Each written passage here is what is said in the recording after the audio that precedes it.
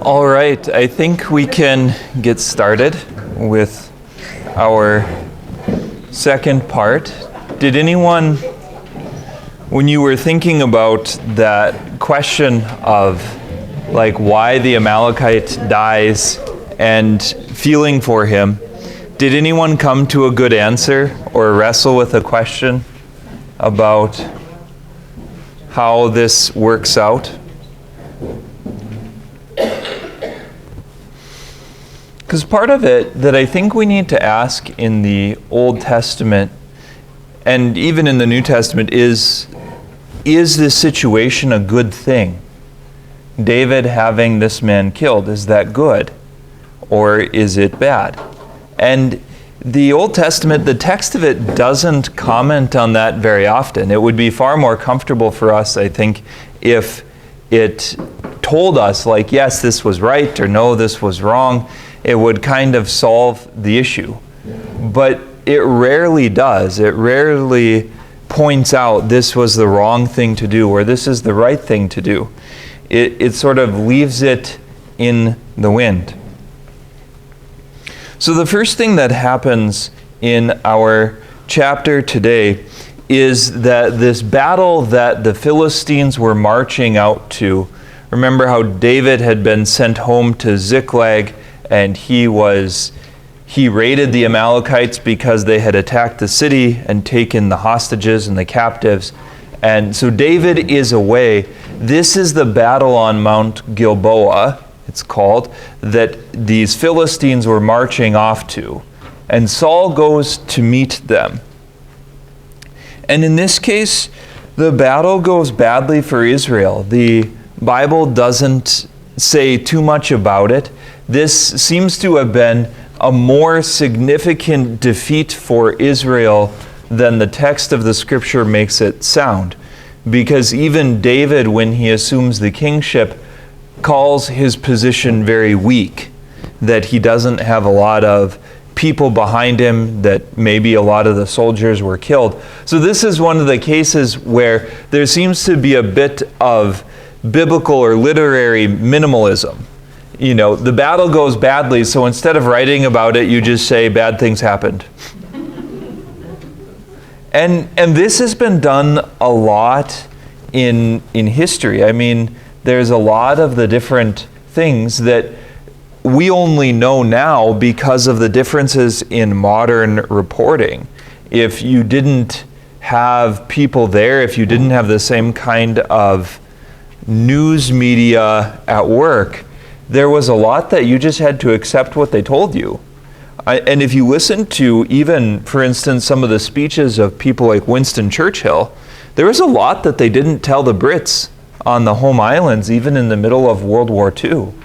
There was a lot of information that was considered to be too sensitive or too discouraging, and they just left it out completely. And now we know that in the United States that didn't happen quite as often because I'm not quite as sure, maybe because our homeland was not under attack or we had more distance from the conflict, at least after the battle for Pearl Harbor. But there is a difference in how the narrative, how the story gets shaped. And that can happen even now. So the Bible doesn't say much about it. It just sort of says that the battle goes badly and Saul and his sons die. Yeah, the Israelites fled before them. Many fell slain on Mount Gilboa. The Philistines pressed hard against Saul and his sons. And it really turns the focus to Saul the king. Now, we've seen how he has been on this kind of downward spiral, this sort of crash and burn thing for quite a while. And this happens here as well.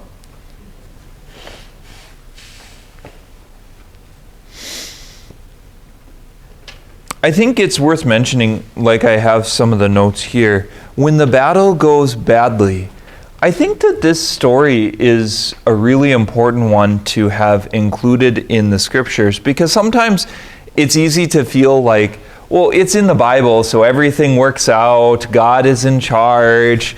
He has power and He has control. And we airbrush our life and our situations, sort of, it will work out in the end. And sometimes there's real pain. Sometimes there's real loss. If you were one of the people of Israel in Saul's army, this is a significant defeat. And I think that same thing can happen to us as well. Not everything always goes perfect in our lives. Not everything works out the way we want it to.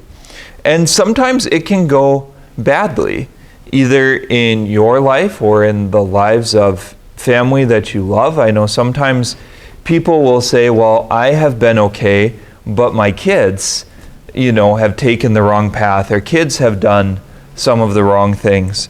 And so I think it's important to look at what you do when things aren't going in the right direction. I think it's hard for all of us to deal with failure. It's hard for all of us to wrestle with problems and with challenges. And one of the things that has been significant in the life of Saul is when he was confronted with the challenges that happened, what does he do? What's his response to things that go wrong?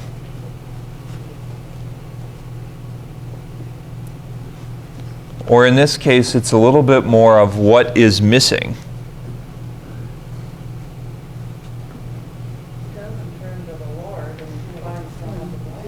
Saul doesn't turn toward the Lord. He looks for someone else to blame. Yes, that is two pieces of it. One of the things you never hear of, or hear of very rarely in the life of Saul, is genuine repentance, is genuinely looking at what happened. When it comes to failures, I think one of the healthiest things that we can do is acknowledge the failure and start with what were the choices that led me here? What were the things that happened?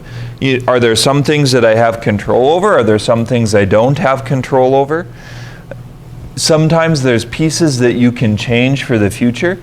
Sometimes you can't because it was things outside of your control. But usually we find a spot where we have a response to what is happening. We have a direction that we're coming from. So Saul doesn't humbly admit what went wrong. This takes a lot of self-knowledge. This takes a lot of introspection. This is not an easy skill to grab onto. And it can happen in conflicts with a spouse, and it can happen in conflicts with a family member. It can happen in lots of situations that we encounter. You can start with what actually happened, what went wrong. To genuinely look at a situation, to genuinely think about what your role in it was.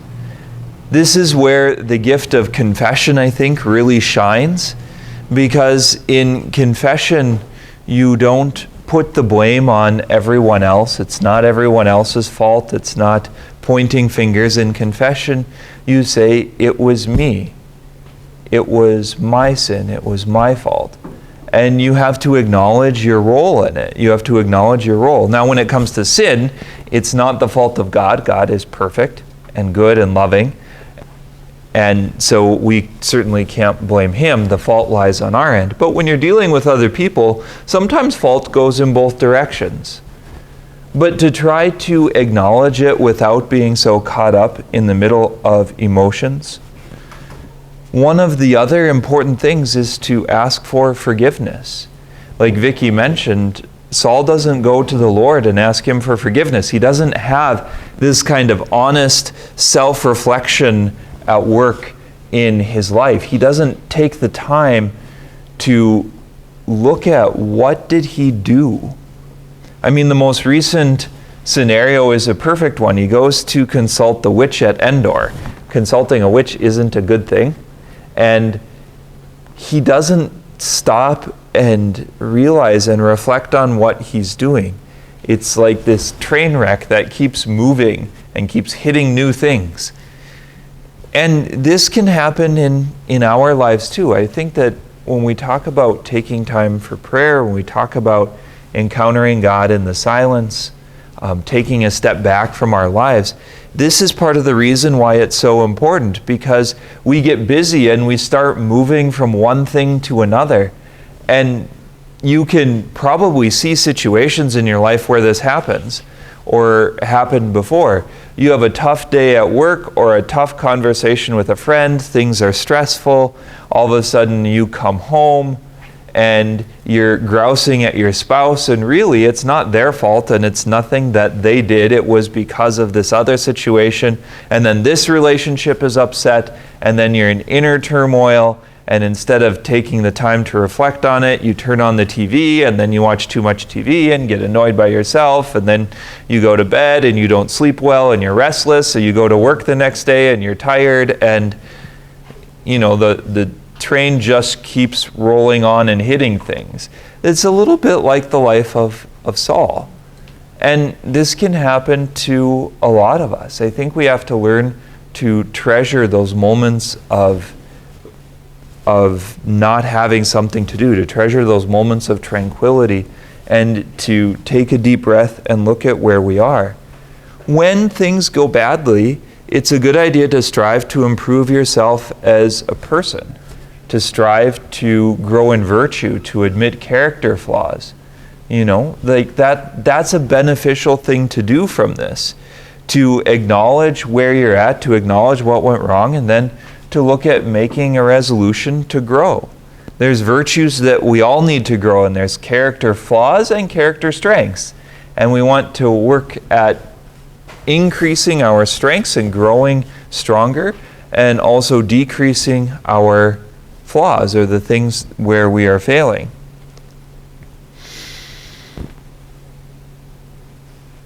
So back to the life of Saul. Saul dies, and it notes that he dies with his sons. Now, this is the son Jonathan and some others, Abinadab and Malchishua. Saul has two other sons, Ishbosheth. I feel like you're always chewing on consonants when you have these Israelite names. So it's Ishbosheth and Mephibosheth, I think. Neither of which is a very nice name. Ishbosheth means like the son of a fool,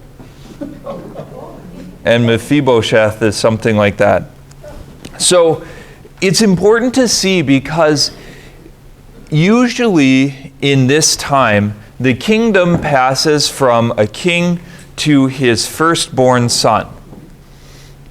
And this is something that we don't have a good sense of. We live in a much more egalitarian world. We live in a world where we think about leaders being elected.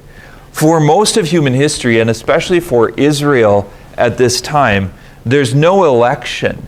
They considered kings to be almost divine, that there was something at work. They were closer to God. And to upset the order wasn't just to make a choice, like to say your firstborn son or your secondborn son or whatever isn't worthy of being king. It's to upset something like a divine command. This is something that the people of this time feel much more strongly than we do. Like they would take up the mantle, or they would take up this argument and say, well, that's just not right. You can't skip over a firstborn son and give the kingdom to someone else. Like, that's wrong.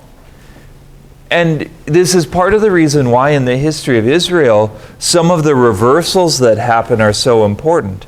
In the line of Abraham, for instance, Isaac is not his firstborn son, but it's his firstborn natural son, the firstborn son of his wife. So that makes a little bit of sense. But Jacob is not the firstborn of Isaac and Rebekah. Jacob is the second one. Esau was first. Jacob came out second. And in the life of Adam and Eve, I think Cain and Abel is also that way, that Cain was the firstborn son, and Abel was the second, and then Seth was the third. And the line of the kingdom, the line of the covenant passes through Seth. Cain gets disqualified because he's a murderer. But there's some upsetting of the apple cart in the history of ancient Israel. But here, when we read this, and it says Saul and his sons were killed, it's a little bit like wiping out the dynasty. Dynasty means the family of Saul. So Saul, because he's king, the kingship would be assumed to pass to his firstborn son and his firstborn son and his first, like down through the ages. That was the idea. But it doesn't. Now, David has already been anointed king, and David, again, his story is strange because he was the youngest son of his father Jesse, not the oldest. So Saul and his sons die. This is the death of the king, but also the death of his heirs. Now, it turns out that the people and Abner the general will choose Ishbosheth as the new leader of Israel, the new leader of the northern tribes. After this moment, David becomes king of the south. His tribe of Judah accepts him more readily than the northern tribes do. When there is a dynastic wipeout like this, it's often a cause of problems and strife in the ancient world. This is very much true even into the pre-modern times. If you wipe out a family and you remove all of the heirs to the throne, what's left? A power vacuum. And into the vacuum, new factions arise.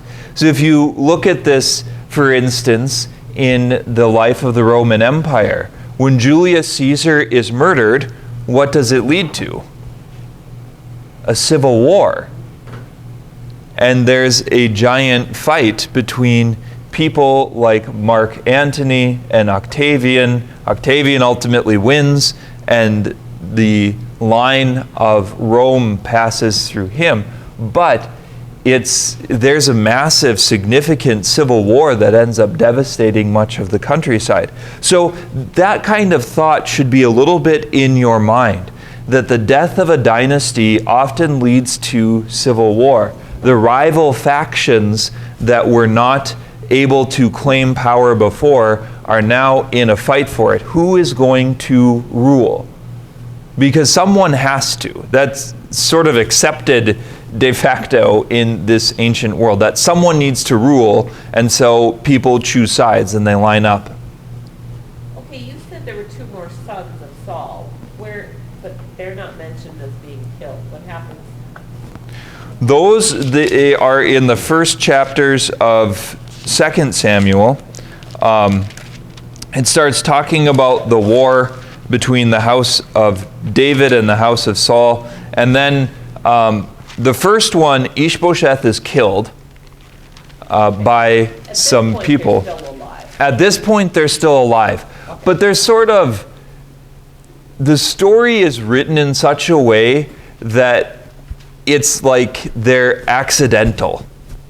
It's written in such a way that they're not the bright and shining armor, knight that's going to come and save the country and unite the people. They're sort of like, oh, well, we can pick this guy.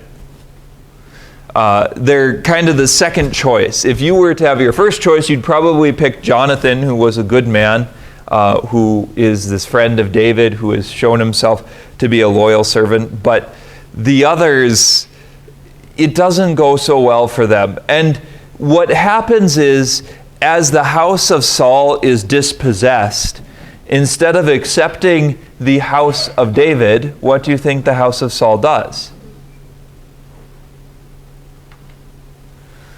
You guys need to read more literature.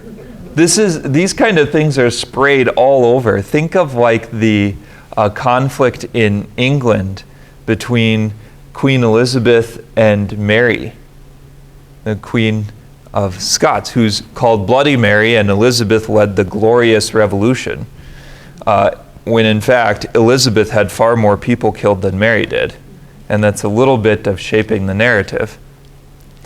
But when people who have significant power and authority are dispossessed or removed from public power and authority, do they usually take it lying down and go lightly?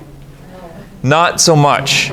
They might not have political power, but they work at getting back at those who took it away from them with other means and with subterfuge. And that will happen in the house of Saul. So what happens is Saul is wounded by archers. Saul is dying. He is struck down by these archers of the Philistines. And he wants someone to kill him. Why does he want someone to kill him? So they don't come in and torture him, or so they don't mutilate his body. In Judaism, there's a sense that you have to be buried. You have to have someone who takes care of you after you die in order to go to eternal life, or to go on to eternal rest, or whatever concept they had at this time. And if you remember things like in the story of Samson, when Samson is captured by the Philistines, they cut out his eyes and they do all kinds of horrible things. So Saul, what he's saying here makes a little bit of sense. He doesn't want to be tortured. He doesn't want to be captured by the Philistines. He doesn't want to be paraded around as their victim. But that actually does end up happening. They do capture his body. So he's trying to find someone among the people who are around him who is still alive to kill him. And he asks his armor bearer, "Draw your sword and run me through." Now, the command of a king, again, kings have this kind of divine right. These come with some authority, more authority than we would give them now. You know, I feel like now, if people, even if a police officer asked you to do something or tried to order you to do something that was clearly immoral, we would have a sense of like, no, that's not right. You can't tell me to do that. You can't tell me to kill someone in cold blood. Like, I'm not going to become a murderer. And that's exactly what Saul's armor bearer does. He's like, no, I'm not going to kill you. Everyone else who has tried has gotten in trouble. Whether he's looking after his own head or whether he is just cognizant of the reality of killing the king, he doesn't do it. So Saul takes his own sword and falls on it. And in a way, this is very, very poetic justice. Saul has been falling on his own sword for basically the entire book of 1 Samuel. It's like the story takes this entire story of Saul and sums it up in this one phrase. And it's an apt phrase. It fits. That Saul falls on his own sword. Saul's problems are largely a result of his own fault and his inability to acknowledge his weaknesses and his wickedness. It also is a sign that he is lost in despair. He's been tumbling downhill, and he gets to the point where he is just despairing. He is gone completely. And what happens when Saul and his sons die is the entire battle line collapses. And again, this is something that we don't have as clear of a concept of. But this is really important. Once the battle line collapses, you have people that are enraged, that are chasing you with weapons. And this is true even today. This is part of what happened in Afghanistan. Why was Afghanistan such a bloodbath when we withdrew and such a mess? Well, part of it is because they told the soldiers to turn and run, basically. And when you're running away from people and they're still attacking you and you don't have discipline, you end up losing a lot more people and a lot more stuff than you would otherwise. So this is one of the reasons why, if you look at modern day military training, they talk about a structured retreat and a pullout and covering each other. Because if you don't, if you just turn tail and run, usually you lose a lot of people. And that's exactly what happens here. The Israelites turn tail and run. They see the death of their king. They know that the battle has been lost. And instead of ordering a retreat and having some kind of structured withdrawal, they basically start running for their lives. And at that point, you are sitting ducks. Maybe not sitting in the sense of staying still, but at that point, you're going to start losing the battle in an even more significant way. And this is going to have an impact. The death of all of these Israelites as the Philistines pursue them is going to have an impact on the future of Israel, on the future text in the Bible. So they start fleeing, and the Philistines capture a bunch of towns and occupy them. Now again, this doesn't strike us quite the way that it means. When the Philistines are occupying the towns in Israel, what is at stake? Pretty much their entire way of life. Their entire way of life. That's part of it. Why do the Israelites occupy the towns?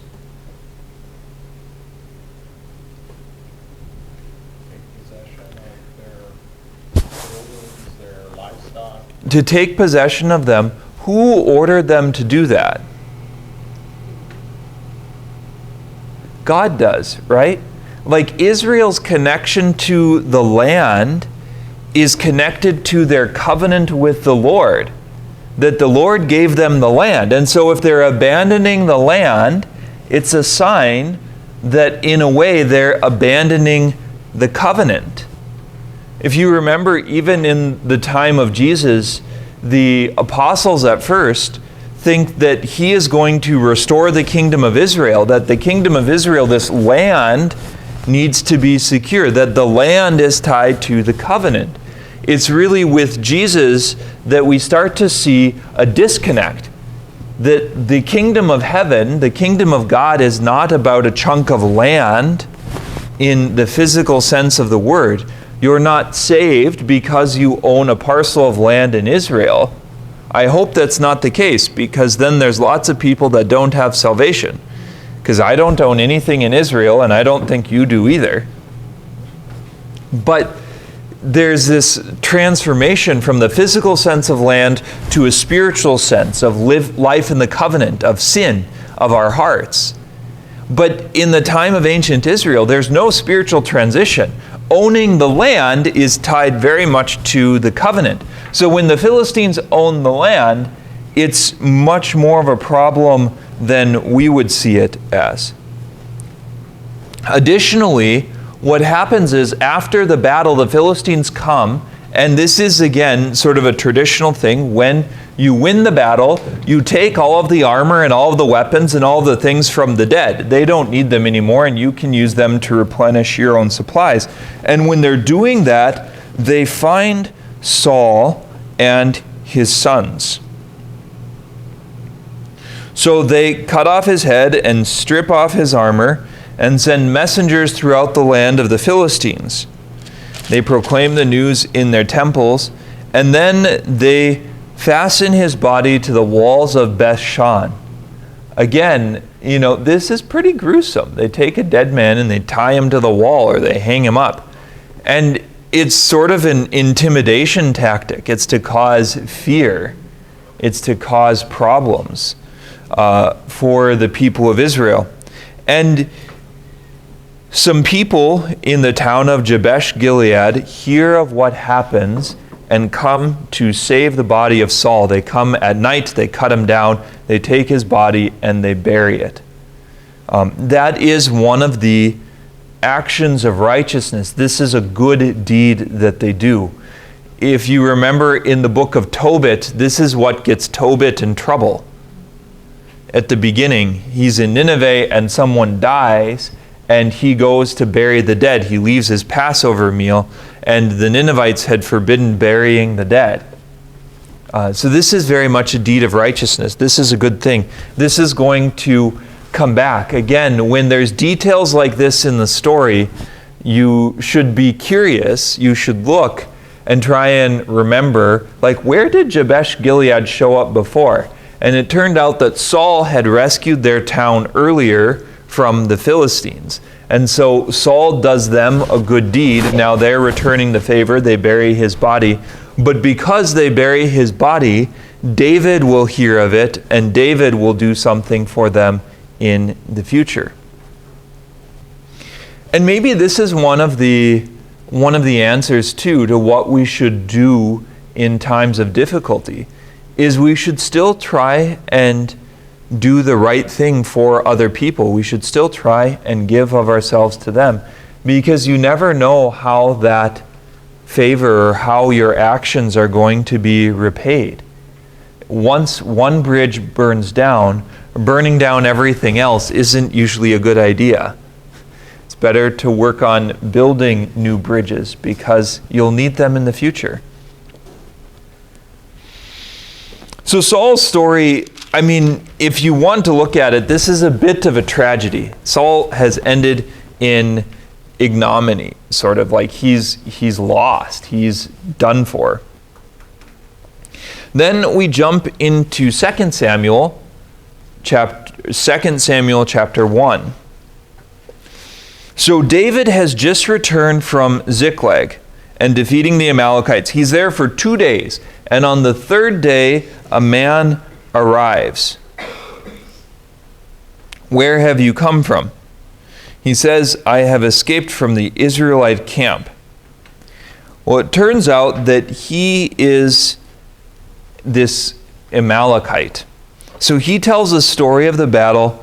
The men fled from the battle. Many of them died. Saul and his son Jonathan are dead. David asks, how do you know? The man says he was on Mount Gilboa, and Saul was leaning on his spear with the chariots and riders upon him. He called out to me, what can I do? He asked, who are you? An Amalekite, I answered.